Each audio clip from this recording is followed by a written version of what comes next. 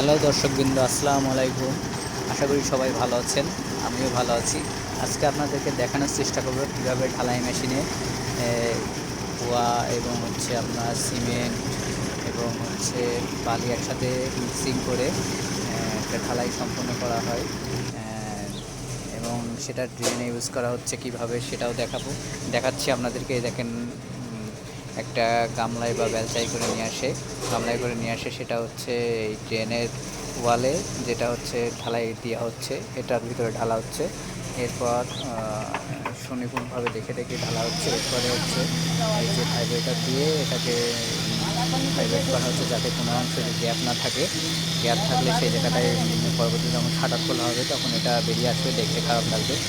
Properly সেটাকে properly কাজ বলে না, কিন্তু এই ভাইব্রেটরটা দিলে ঢালাইটা সব জায়গায় পৌঁছে যাবে এবং কোনো ফাঁকা অংশ থাকবে না। তো ঢালাইটাও সুন্দরভাবে শাটারটা খুললে দেখতে সুন্দর লাগবে। আশা করি সবাই বুঝতে পারছেন। আসসালামু আলাইকুম।